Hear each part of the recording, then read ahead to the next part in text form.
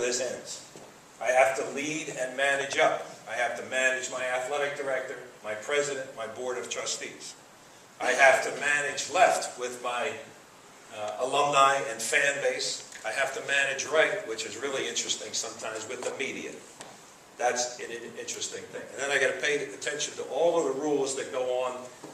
There's a bunch of compliance rules that go on as a college basketball program and me as a college basketball coach. So there's leadership going on at all different directions, down, up, sides, whatever it happens to be. But for me, I have the most visible thing I do is put my team out on the court. And when the leadership comes from within the group, now the leadership is worth something. If it comes from me and only from me, it's not nearly as effective or worthwhile than it is if it's coming from the group. And leadership comes in many, many different ways.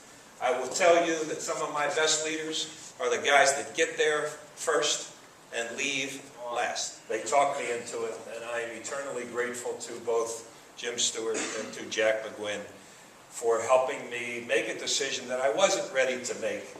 But their leadership helped me because I understood that I did need some direction. I needed to do something positive with my life at the time. And then I also got an opportunity to help teach some classes here, also become a guidance counselor here. And then I got a chance to go into the college level, and it turned out I've had a fabulous, fabulous life, to be honest with you. I'm not sure I know anybody who's luckier than me as I look around rooms when I talk. And I talk to college kids, and I talk to business groups and those kinds of things. Nobody's lucky. I didn't do as good a job as I could have possibly done. I was so into sports, but that's how I spoke. I didn't need to speak otherwise because that's how I spoke. I would do it on the field of play. Not that it was great, but that's how I communicated. Today's world, all of the things that you guys do, you're so much further ahead than any of us were. Given that, I don't think you live in the easiest of times with all of the social network things that go on. I don't think it's easy. If I could caution you on one thing, and I try to tell this to our players all the time, be careful about all of those things that you say and do on Twitter and Facebook and all of those things. Just be careful of that because it can come back to haunt you. And I say to our guys all the time, let's go over all the good things that are going to happen on Twitter and Facebook. Okay, we're done with that. Here's all the bad things that can happen, because it's forever. Just be careful. It's not a bad, it can be a bad thing. It can be a real good thing, too, in terms of all your communications.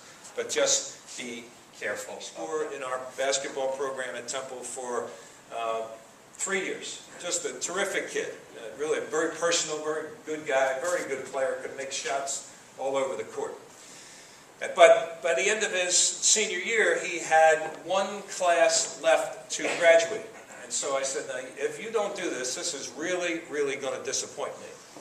And I killed him for the last 2 years because he had one class left to graduate, and he chose not to do it until just recently.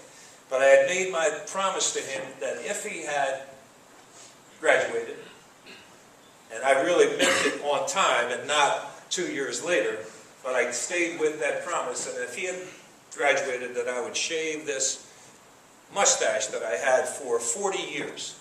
I had had this mustache back in 1971 when I was in the Army, and I had nothing else to do, and I started to grow this mustache, and I had it pretty big. It was pretty much a 2-bedroom, 2-bath condo. That's how big this thing was for so many years, and over the years I started to trim it.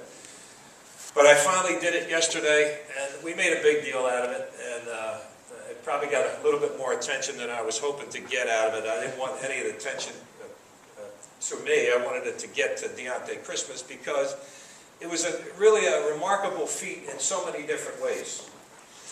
If you go to school in the public school system in Philadelphia, I don't know how good the foundations are many times. And this kid is a product of the public schools in Philadelphia. And what he did, he deserves a lot of credit. He deserves the opportunity to be a college graduate. He worked his butt off. Could he have done better? Yes. But he did what he needed to do.